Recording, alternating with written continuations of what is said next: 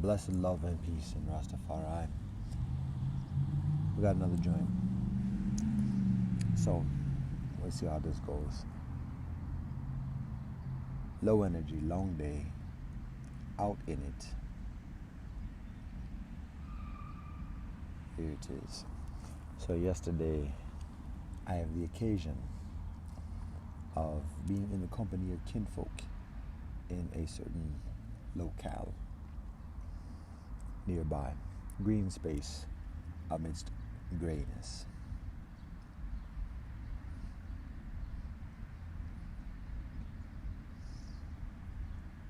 In that window, at that moment, I share with the young brethren a question.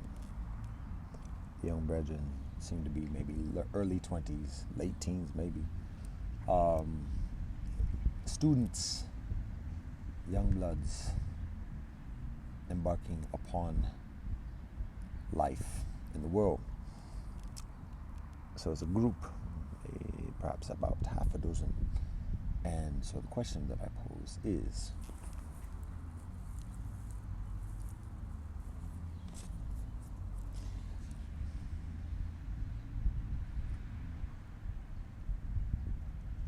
how much longer do you think you have to be yourself?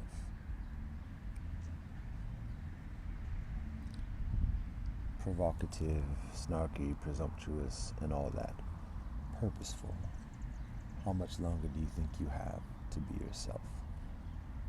Follow-up to that is, in the meanwhile, what do you want to do in that window, in this window? So at that moment, I'm listening to some jazz, a rendering of Mo Better Blues, composed by Bill Lee.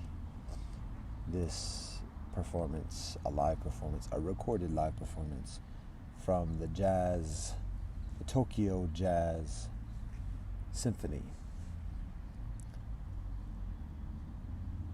Emphasis on Tokyo and jazz. The symphony term, I'm not sure if that's part of the group, but it's Tokyo Jazz.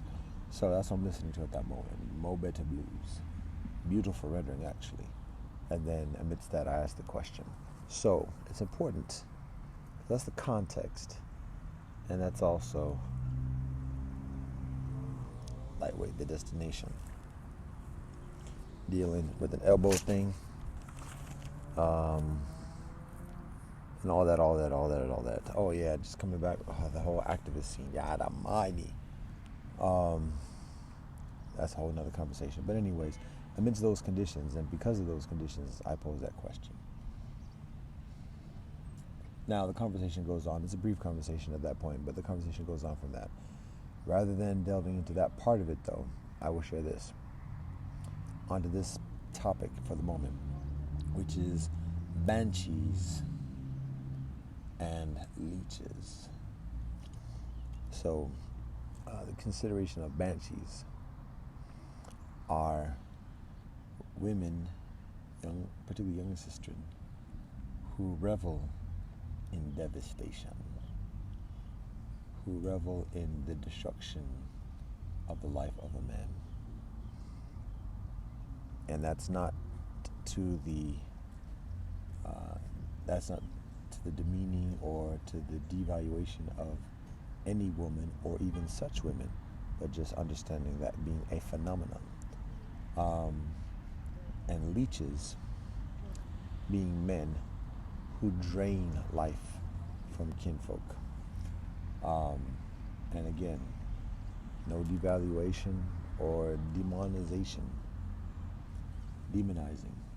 of such brethren or any brethren, but understanding that as a phenomenon,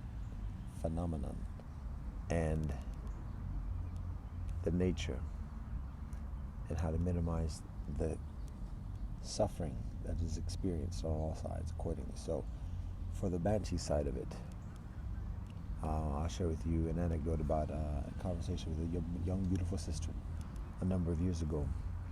Over a period of time, we had the occasion of communicating for over a course of probably over a year, thereabouts.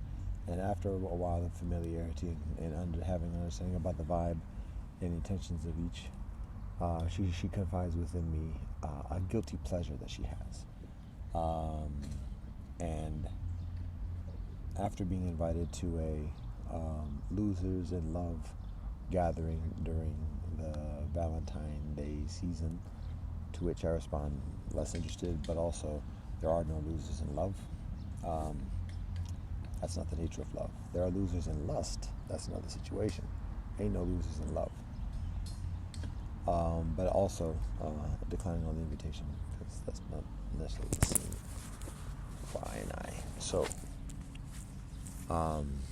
that aside, she confides to me this guilty pleasure of hers, which is this: taking a book, a hardbound book with hardcover and typed pages inside, and cutting it to shreds, and just experiencing a euphoria in the destruction of that book, and cutting up the words. And the thought of it that I immediately have is like, oh, that's mean. Like, somebody worked diligently, regardless of what they wrote and how much validity there is. Like, that's somebody's work, and so at least have some respect for that. But no, that's actually the opposite of what she's communicated. Like, delighting in the futility and the destruction of that futility, recognizing ain't nobody else valuing this book, ain't nobody else listening to these words.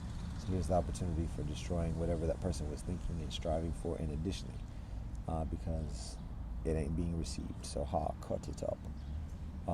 So again, there's some element of truth within that, just like the whole nature of preservation and destruction, and creation, the yin and the yang. So can't argue with that, but at the same time, again, to have that intentionality and to take delight in that. A little bit mean. Now, she's a beautiful sister, very kind and congenial, but it reveals that side of women, and she's not alone in that. And it's not just women, but just not understanding, like, women have this proclivity, amazing, miraculous proclivity for procreation, and at the same time have a considerable appetite for destruction. So just recognizing that, and I won't say there's healthier ways of doing it, but there are further, perhaps, quote unquote, harmonious ways of doing it than otherwise.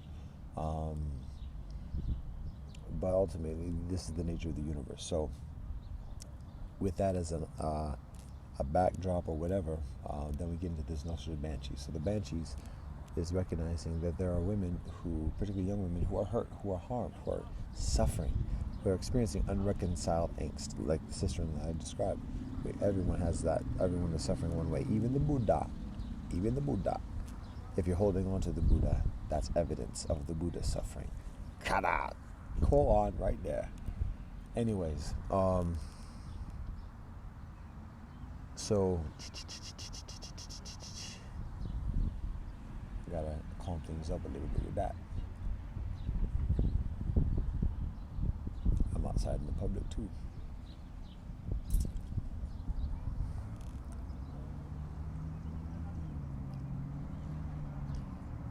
Young sister. I gotta make sure that this is even taking, because we got wind now. Young sister who are harmed, who are suffering, who are experiencing unresolved, unattended, unaddressed suffering, abuses, and additionally, because of that, at some point in life, recognize, the woman can get attention. The women can influence people. The women can get gainfulness in influencing men, particularly in people. The women can cause untold destruction through that influence of men. And eventually, particularly within the life of the men that she attracts. So there is a tendency of women getting attention, particularly in dressing promiscuously or provocatively, but it doesn't even have to be that way.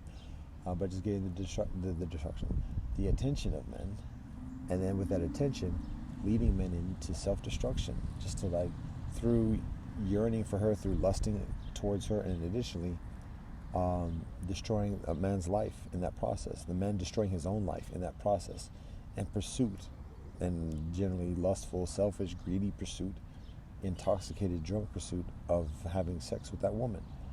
So, and the whole time the woman just leading him into that self-destruction, like a moth to a flame. So, that's the consideration of the banshee. And just being mindful, and it's not a vilification. It's not. We're not saying evil or condemnation. Just understanding it exists. To be mindful of that, and for a man to be honest in his intentionality to avoid that type of self-destruction. Um, and there it is. Now, on the part of the leech is the man who is congenial, nice spoken, nice guy, topical, conversational, a lot of different topics. But at the same time, has less intention and perhaps a very anti-intention of doing anything, of getting anything done. Similarly, being a distraction, a deterrence, being a deterrence towards others getting things done and doing their thing in life. And again, it can be conscientious, it can be subconscious, and it is derived from, again, abuse, unattended, unreconciled, unaddressed angst and suffering, and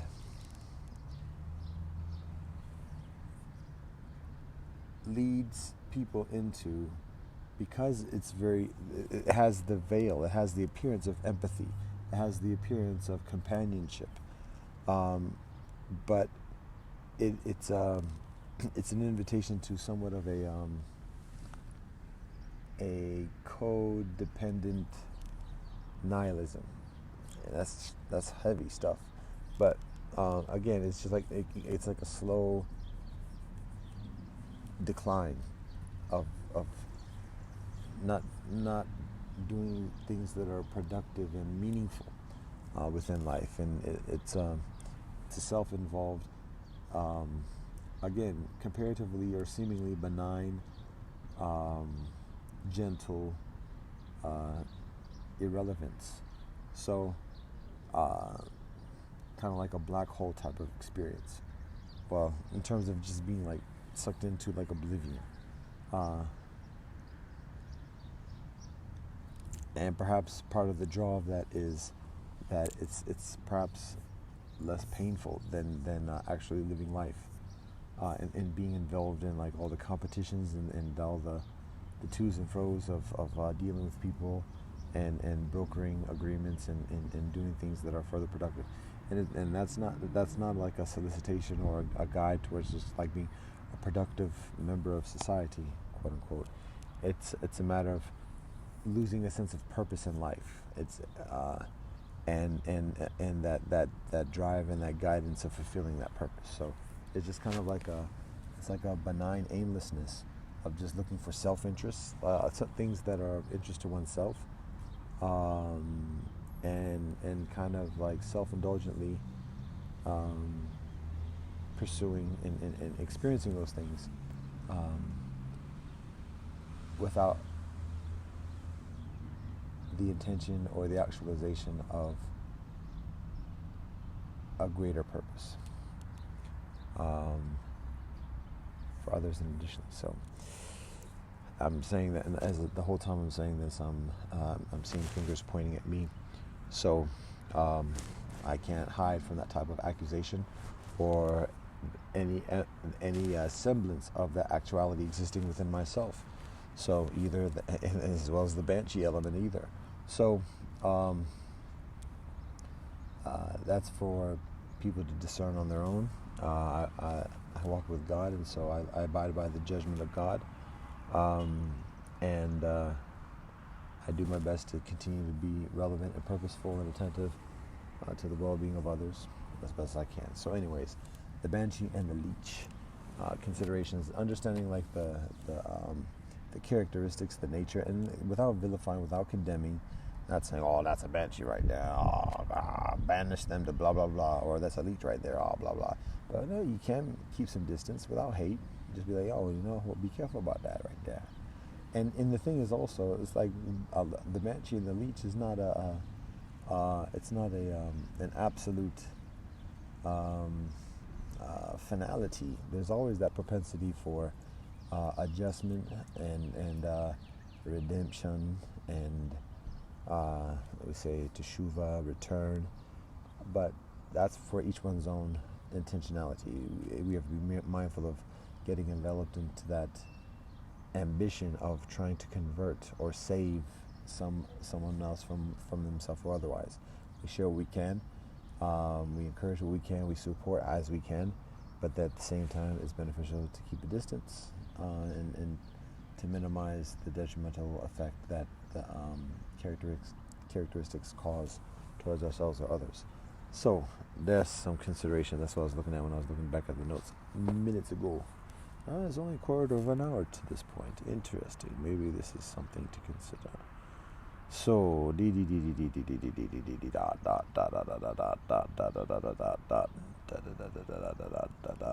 so we go back to the whole question I said before. And is this a feigned effort of like doing a sermon or whatever else, or a talk, a lecture?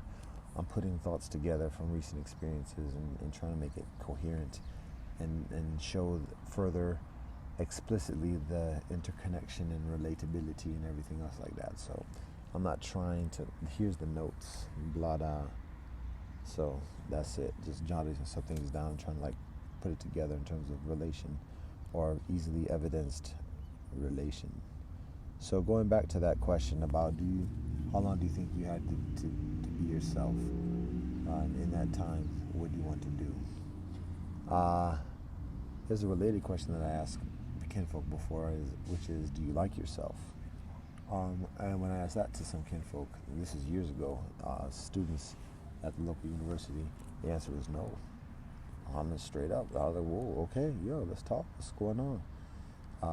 And we had a conversation about that. And to be honest, it wasn't necessarily completely reconciled or like, oh yeah, I love myself now. But no, it's like, first to have that strength, to have that honesty, and just to say that, okay, respect. Right? But then further, what can we do to talk about that? And again, cats ain't gonna necessarily be healed overnight or over the next minute. But we can do some foundation to like encourage the kinfolk to have that further consideration and proceed towards in that path of self-love, because it's beautiful kinfolk.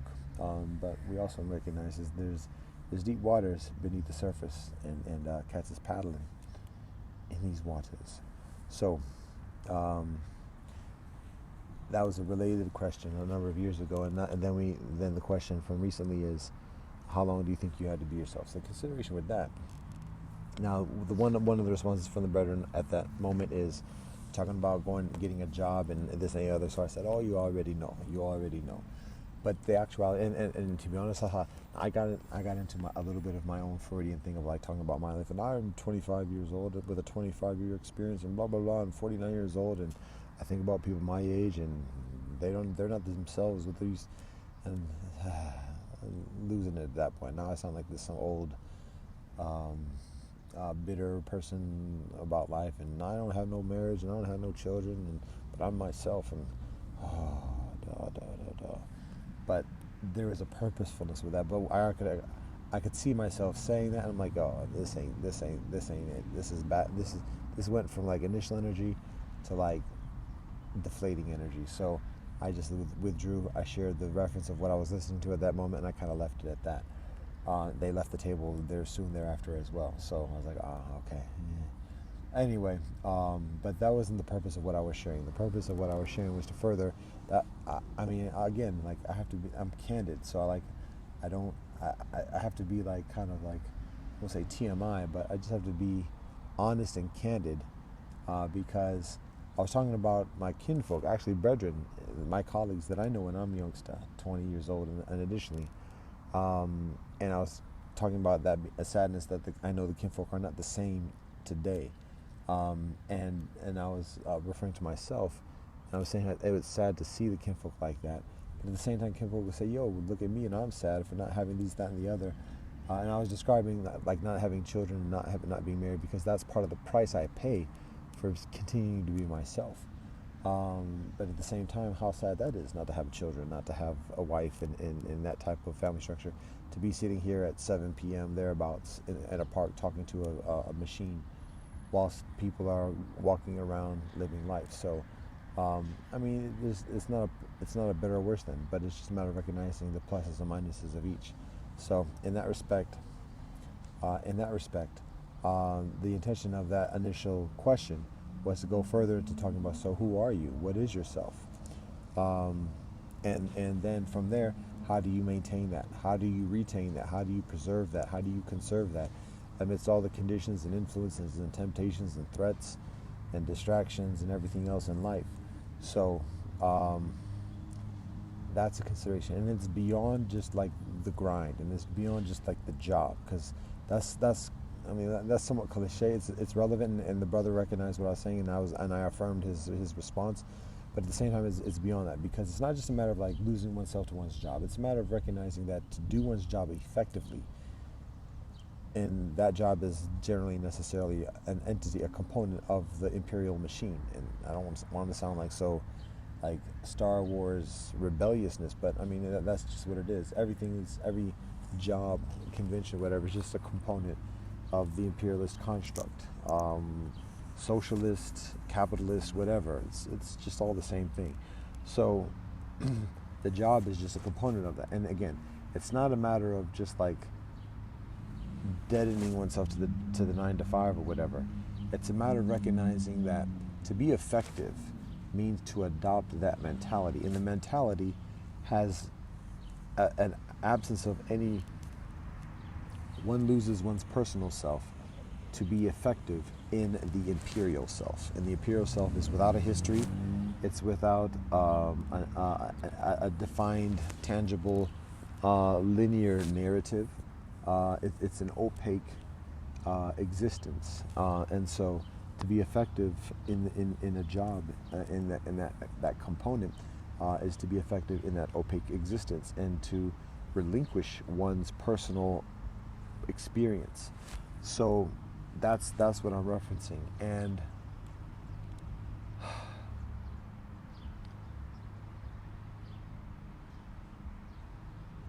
there are a number of ways to resist that tendency. One is to quell one's ambitions, and to say, okay, yeah, this is going to involve a lot of relinquishment of myself. So what am I willing to let go of, and what is a necessity for me to retain, and to continue in that, and that's going to hinder job opportunities and income and valuation and hierarchy and status within the systems. But that's the price one pays in terms of retaining oneself. So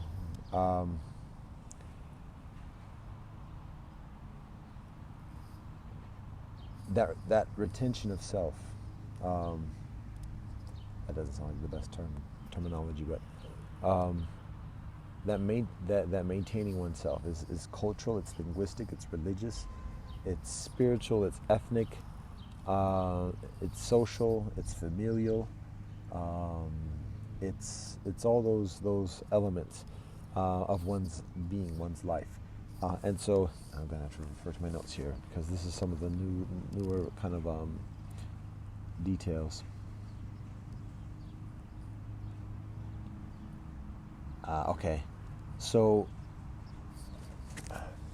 it might seem like some people call that process of like merging into the imperial self as assimilation, and that's a misnomer of like somebody assimilating from one's own ethnic culture to the ethnic culture of another. There's an element of that, and there's like a pretense of that, but that's not what it is, because everyone is assimilated into the imperial self and relinquishes one's traditional heritage and culture and identity and experience for the efficacy within the imperial self. So whether it's Eurocentric, Afrocentric, Asiocentric, Middle Eastern eccentric, all the centrics, native eccentric, all that, regardless of what it is, it's being usurped in order to be effective in the imperial self. So yes, it's not a white culture, it's an imperial culture, and be mindful of that. So now it could be there can be pretenses of adopting another culture, but that's further nuanced and further complicated than the purposes of the moment of this sharing. So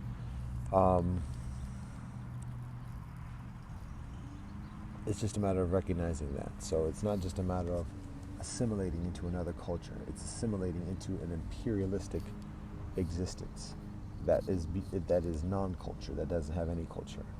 Um, has a facade. It purchases the face of culture and then calls that it, and it's not it. And actually, there's a very beneficial example I see, a rendering of Mo Better Blues that is like almost like a textbook example of what the first term was like inoculated culture. But and I don't want to sound too disparaging because the purpose is not to vilify the people who are enveloped in it, but just to recognize it for what it is. So, anyways, I'll go try to wrap this up, endeavor to wrap this up, God willing. So what I'll say is this: in order to consider that notion of who we are, who is you, who is yourself, and in answering that question, what we share, what we invite kinfolk to consider is three components, three types of self. One is your eternal self. The second is your personal self, or earthly self, and then the third is your conditioned self. So the eternal self is the same self everybody else is, the divine presence of the Most Holy existing within each of us. That is your eternal self, that's my eternal self, that is the eternal self within each of us. That's the same, synonymous, one. That's all of us. And it's difficult to just explicitly and exclusively identify in that respect because it's leaving this earthly realm. So we each also have an earthly self that's fused and connected, and there it is. So the earthly self is where we come from, our heritage, what our respective mores and fars are, the languages that we speak, and additionally all those elements, the lineage where we come from. That's our earthly self. And the conditioned self is the things that we're taught, the things that we're encouraged to be by our parents, by our community leaders, our religious leaders, our teachers, our peers, our friends, our relatives, and additionally, particularly for those of us in the Western paradigm who are significantly socialized and conditioned through school. It's all the carrots and sticks that we experience about what to study, what to read, how to behave, how to talk, what to want to be, and additionally, and that's part of the conditioned self. Our hobbies, a lot of the hobbies that we acquire, a lot of the special interests, a lot of the music and music instruments that we learn aren't coming from our own heritage, aren't coming from what our parents teach us. It comes from what we learn from school.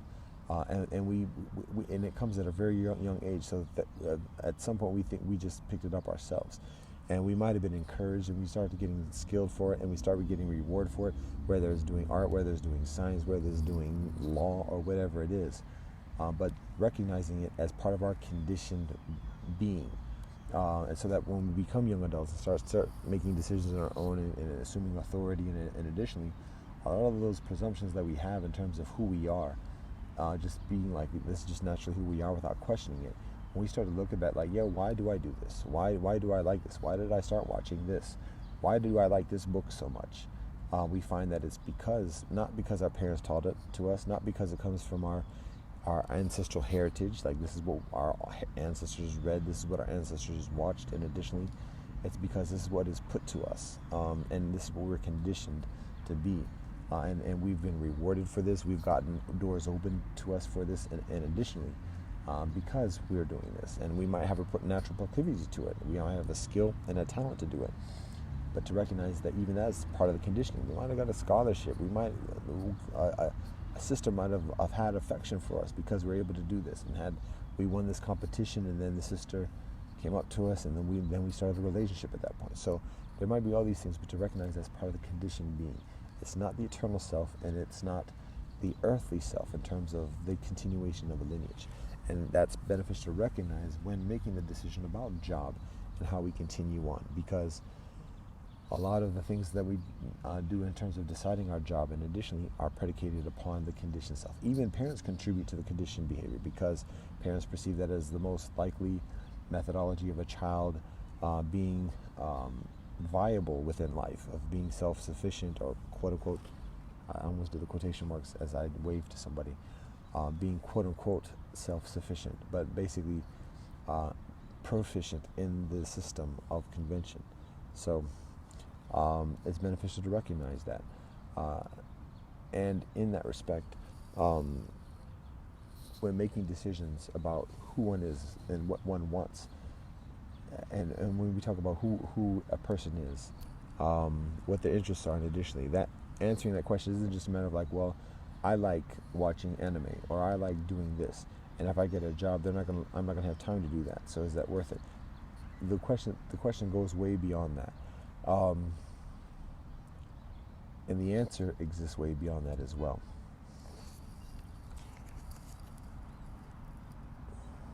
It's beyond the special interests. It's beyond the hobbies. Um, it's about your eternal self, your earthly self, and your conditioned self. So, in finding that answer of who you are, who is yourself, and how to retain yourself, how to love and like yourself, one involves acknowledging the eternal self in amidst the theologies of atheism and otherwise. We can have other language and other pretexts for understanding the nature of that phenomena, but I'm just utilizing this language at the moment. So the eternal self, having an understanding of that, study, reading from one's own heritage, and additionally about what the nature of that eternal self is, and how that relates and how that is experiences with our respective, your personal self, your actual life experience. So then the earthly self is, again, looking into your heritage, the lineage of your far, the lineage of your more, language, culture, tradition, spirituality, stories, songs, rituals, and ethics. And the earthly self is what you do in this life, what your parents do in this life, what your grandparents do in this life, what your great grandparents do in this life, the lineage that you come from. Again, the songs that you sing, that your parents sing, that your grandparents sing, that your great grandparents sing, the stories that you sing, or the stories that you tell, the stories that you share, the stories that your parents share, the stories that your grandparents share, the stories that your great grandparents share. The rituals that you practice, the rituals that your parents practice, the rituals that your grandparents practice, the rituals that your great grandparents practice, the ethics that you are, the ethics that your parents are, the ethics that your great grandparents are, the ethics that your grandparents are, the great ethics that your great grandparents are. That's your earthly self. So acknowledge, what is that? What are those attributes? The song, stories, rituals, ethics that you share with your forebears, and then what are those ethics, rituals, stories, and songs that you share with your loved ones, your family members, your relatives, your friends, your classmates that you vibe with? What are those things, the meaningful things that you share? Because that's who you are, and that's the crux of like what you're deliberating about giving up in the job joint. So that's where that's where we get some traction of like making decisions and deliberating. And instead of getting maybe the corporate job that pays seven figures, it's getting that community job that pays high five figures. But at the same time, you're doing something that you love. You're connecting, you're providing service that you readily see, and it gives you opportunity and encourages your relationship with family and kinfolk in the community that you're raised in, and additionally. And so it's a matter of balancing those things and recognizing how much you give up. Because to be honest, particularly for young kinfolk, straight up, when you're in your early 20s, that's your prime in terms of marketability in the job and everything else like that. And that's when the companies suck you dry in terms of your energy, and just use you up as much as you can. And by that I'm talking about like the love that you have in this world, all the affinity, all the benevolent will that you have. The companies pay you big money to get that, and in that process dry you of it, so that they take that love that people have for you, and they take you away from that, so that you become further isolated from that love. Generally, that love gradually drains away, and in that process, they get that love. They get the benevolent will from others, just in the universe, in the cosmos. They get that love. They get that benevolent will, what the corporations call goodwill, and they apply that to whatever ventures they're trying to cultivate of exploitation. And so, in that process, they pay you a lot of money. You get isolated from the people who are meaningful to you, family, friends, and additionally, who just say, "Yo, he's on his grind." You gotta respect that. And then after 3 or 4 years, because that's the standard contract. At least 20 years ago when I was in it, 2-3 years is the initial contract. After those first 2-3 years, a lot of your love is gone in this life. It's gone. You done spent it up. So, congratulations. Then there's a reevaluation. Either they might hire a few of you, because if you still got something left over that they value, you can stay on for another contract for another type of job listing, or you go on to some other thing, whether it's graduate school or another job, or you just take some time off or whatever, have your gap year. But that's because a lot of your love in this life has been used up. So that's why when making that decision about that job, because those relationships you don't get back. That time of seeing each other, the laughter, the memories, you don't get that back. Kinfolk getting married, going to the weddings, seeing the children being born and raised and starting to go to school, you don't get that back. So that's life. And that $1 million salary might have seemed so lucrative, and all the things you can do with it, all the things that you gave up for that too. So that's part of the consideration when you're at 20, 21, making those decisions about what you're going to do. Factoring in everything that you have on the table, everything that you bring to the table, the love that you have in this life, the benevolent will, the energy, the optimism, the enthusiasm, the honesty that you still have in this life. Extremely valuable. There is no money value, there is no gold value, there's no land value for that. So to recognize that. Now, the conditioned self is oftentimes the things that people value the most. Young people value most within themselves, because that's what young people are most rewarded for. Getting scholarships, getting test scores and grades and everything else. Like, that's all conditioned self. Or I should say that's significantly, primarily conditioned self. Those are the things that you're knowing the tricks and trade of going through the hoops and ladders of society, and showing yourself proficient in that respect. So that's often how people, young kinfolk, particularly who are in the college track, the university track, self-value. But again, those are the less constant. Those are the less truthful and foundational characteristics of oneself with which to value. Gotta go here because I need to. Okay, see, it was just 15 minutes ago. Now it's nearly 3/4 of an hour. So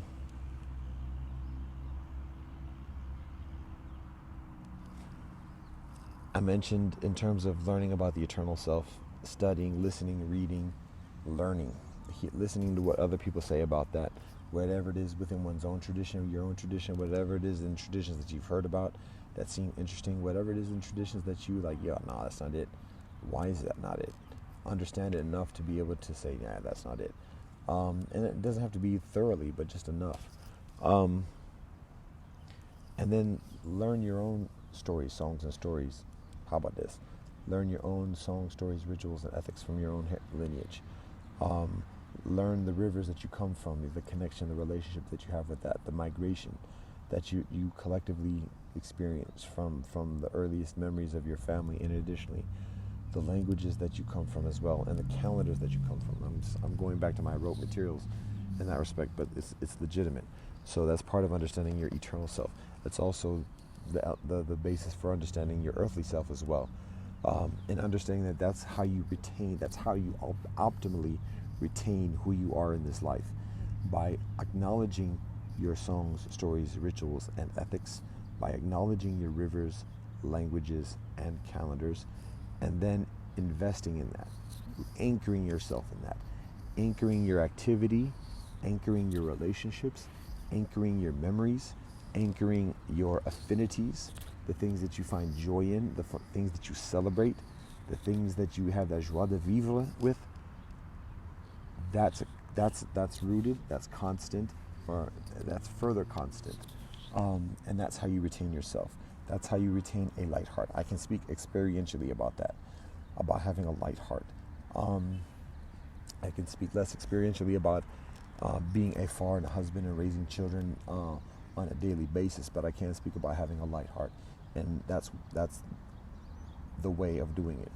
To be honest, it's finding that anchor of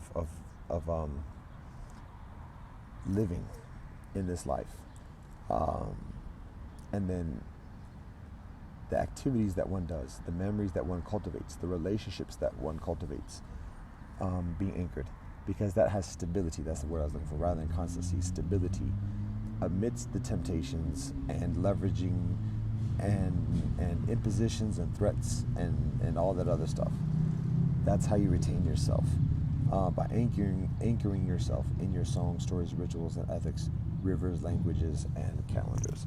So that's the solution, and that's the earthly self as well, because again, that's your parents, that's your family, that's your friends, that's your community, and so it's being intentional, conscientious and intentional in retaining those experiences. So there's that. So then that gets back to Mo Better Blues. I've talked about Mo Better Blues before. Just extremely brief synopsis. Mo Better Blues is actually a film. Spike Lee, the director.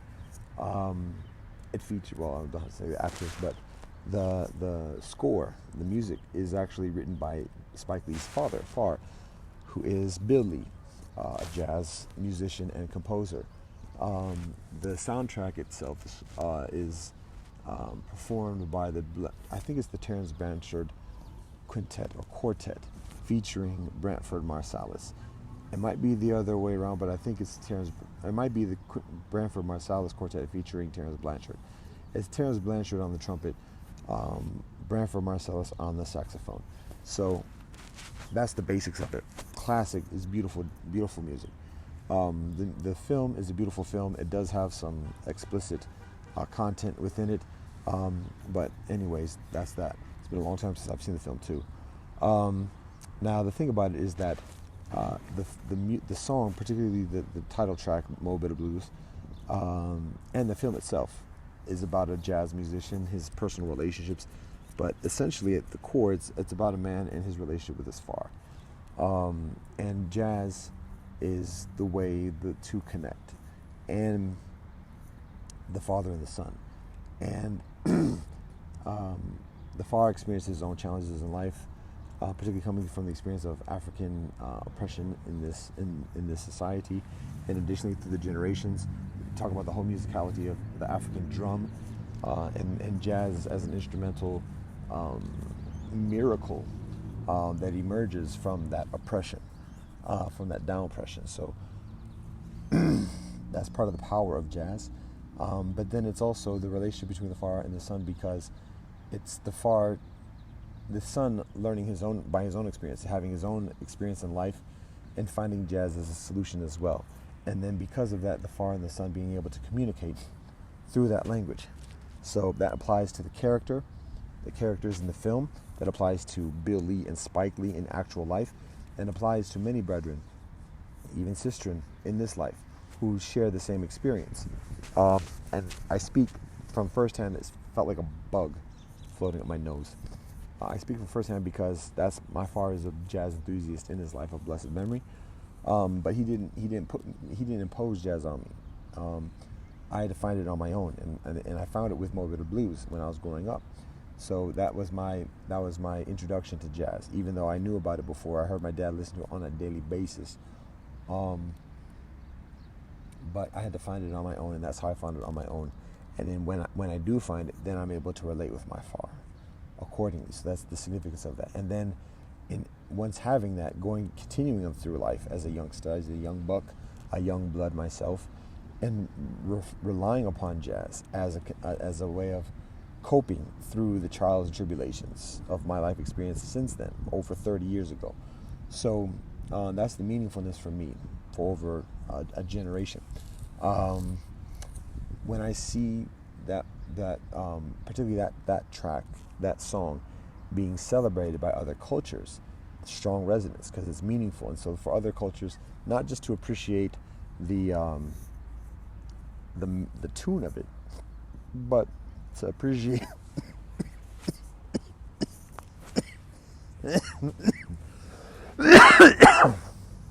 interesting. I would be talking for much at this point. Not to appreciate just as a tune, but to appreciate it as the energy of it. And again, because that's what jazz is, it's the vibration. Everything is told through the music itself. So you got to feel it. And so the fact that other cultures feel it, who don't even speak the language of the earthly conventional language, but speak the music language, the vibration. Yo, the hits. When we see cats like genuinely, authentically feel it. Yo, all right, game recognized game.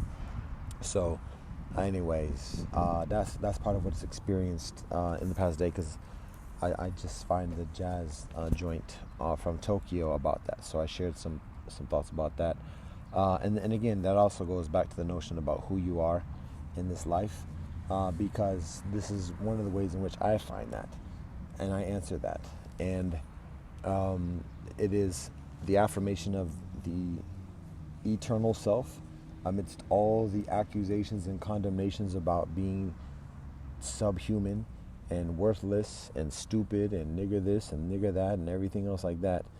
Here's something where we find transcendence and evidence to the contrary, evidence beyond those accusations and condemnations. So truth.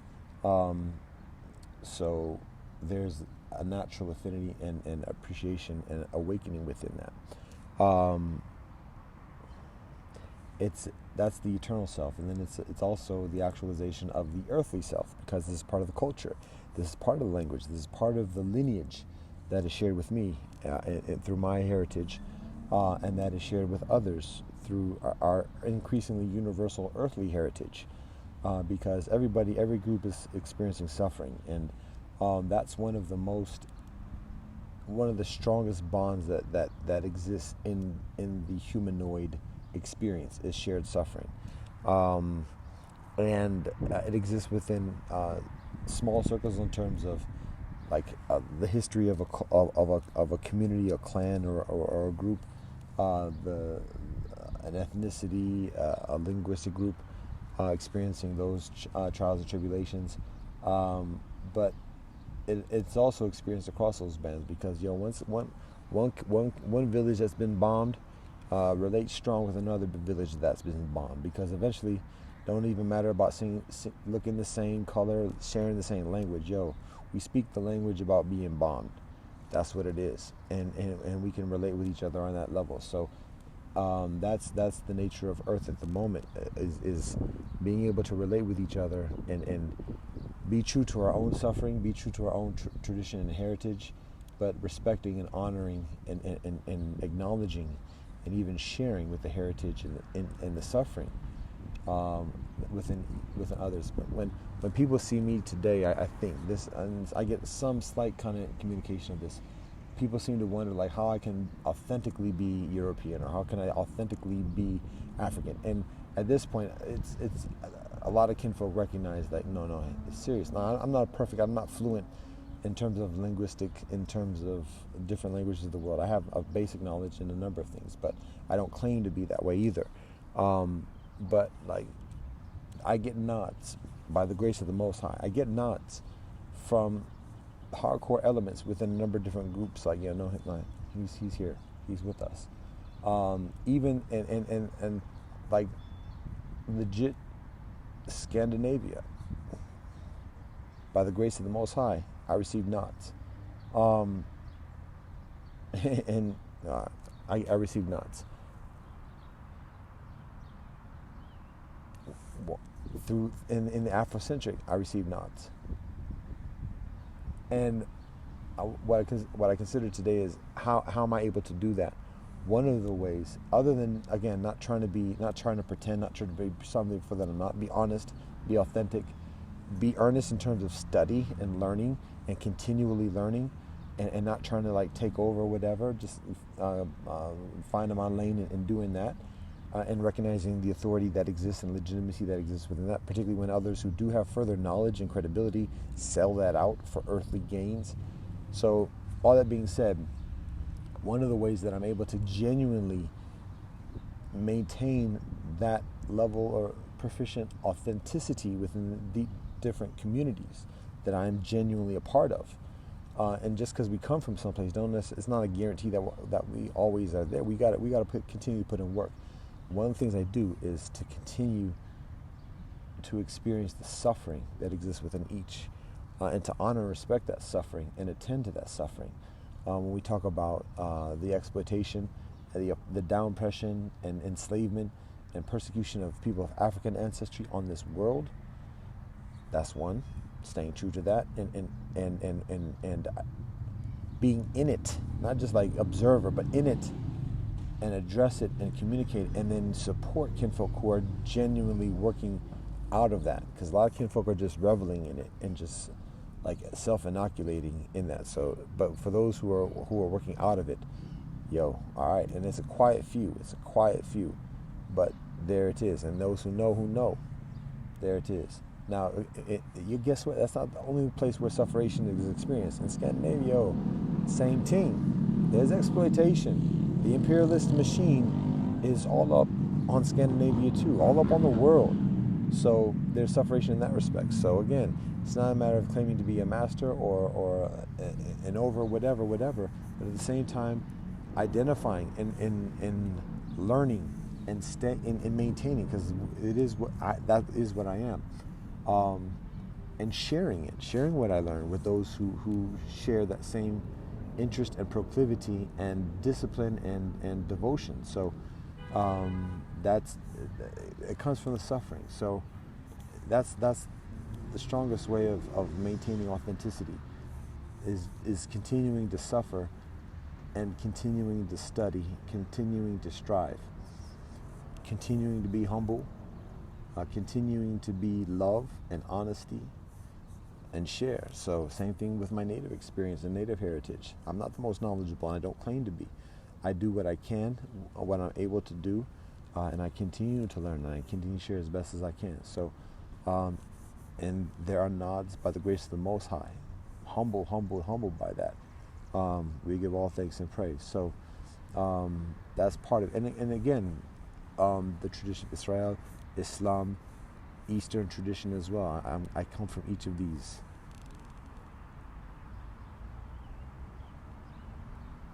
And I suffer, and I study, and I practice as much as I can.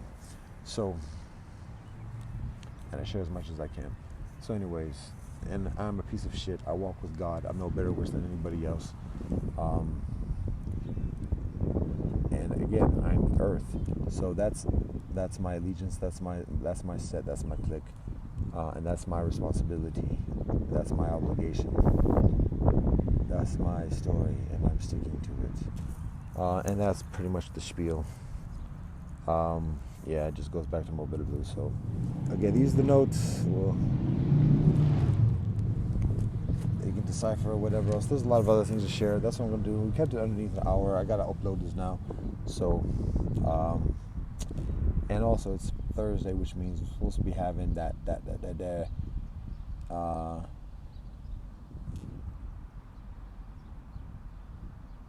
Umoja Airi gathering, because the Soleil is dipping. The Soleil be dipping. Soleil is not moving in this solar system. We are moving around the Soleil. So why are we personificating the Soleil when it's us who are tripping? Indeed. All that being said, again, also I gotta reference the teachings and the wisdom of His Majesty Haile Selassie I. It's a beautiful thing, and when I share some of the life experiences and life stories of His Majesty to people who are like comparatively oblivious to Rastafari, there's a strong responsiveness and there's a strong relatability. Because when I tell a very staunch Christian about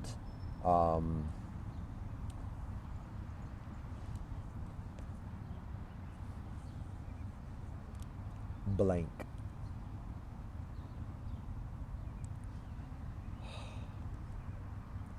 I am not looking this up. I either know it right now or I don't.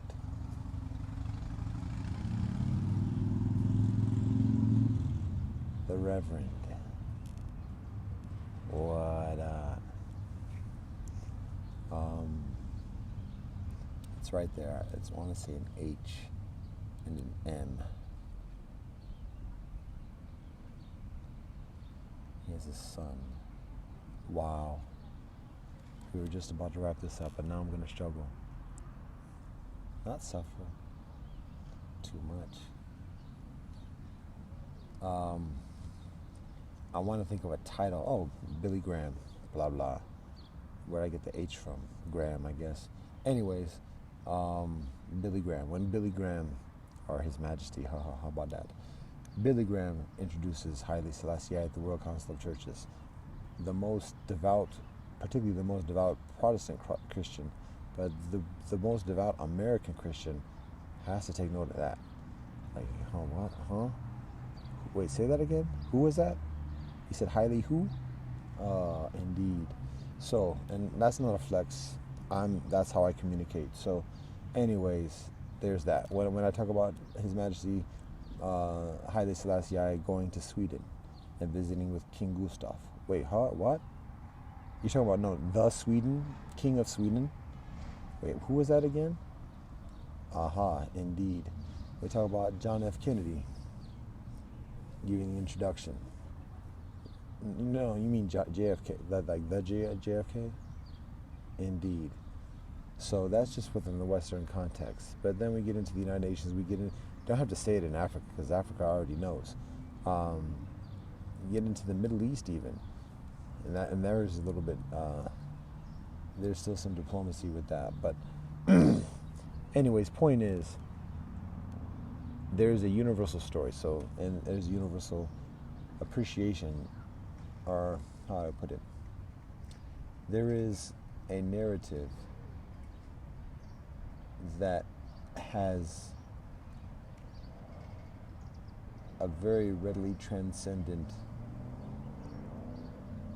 nature, and that's part of the beauty, and it has a readily transcendent nature because it comes from Ethiopia, Africa, and because of the way Africa is categorically overlooked and undervalued, and coming from that experience and devaluation, but also because it's less threatening than coming from someplace where that is increasingly known for being imperialistic, or where the imperialistic phenomena is increasingly well known as being established. So it's increasingly accessible, particularly from the East, and additionally accordingly. So anyways, that's part of it, beyond just the realm of Rastafari. That's part of the benefit of hearing the stories that come from Haile Selassie, just as the same as any world teacher, learning about the narrative of, I can't even put, to be honest, can't even put the Dalai Lama at the same thing, because Haile Selassie is before the Dalai Lama in terms of narrative. People talk about Gandhi, we can talk about that. People want to talk about Einstein. It's difficult to champion Einstein knowing that he's one of the authors of the atomic bomb. So regardless of what the accomplishments are in physics and how prevalent science is today, that's almost like championing a Nazi, to be honest. And that's strong words, but I mean, when you recognize he's one of the primary authors of the atomic bomb, and could have easily has been on the side of the Nazis as he was for the side of the United States. All right, without getting into the whole potato situation, but anyways, that's what we're talking about in terms of the realm of world leadership and the realm, because Haile Selassie is not known for having any sex scandal. Haile Selassie is not known for having any embezzlement charges or whatever. He's known for continually giving of himself and serving the purpose of Ethiopia and Africa as well as the world, continuing to accept the responsibility of sovereignty, deftly navigating through all the treacheries and tribulations of sovereignty, and eventually being betrayed by the people who benefit from his own services and his own service in this life, because he's precluded from fast forwarding the process of evolving from the feudal system within Ethiopia. And so there's rebellion, and he's removed from office in the earthly sense. So that narrative is powerful, particularly because of that, to be honest. So ain't no, I can say anything about perfection, and many brethren and sisters in Rastafari can be like, hold up, don't be so quick to say that.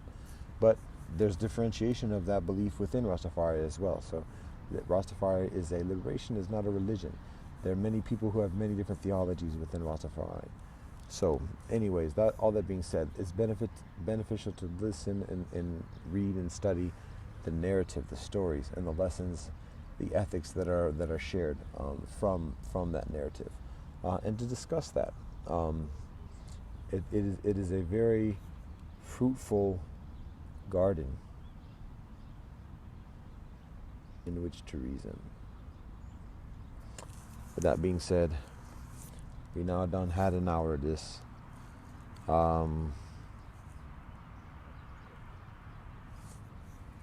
I guess in summation, what I share is, who is yourself? Do you like yourself? Do you love yourself?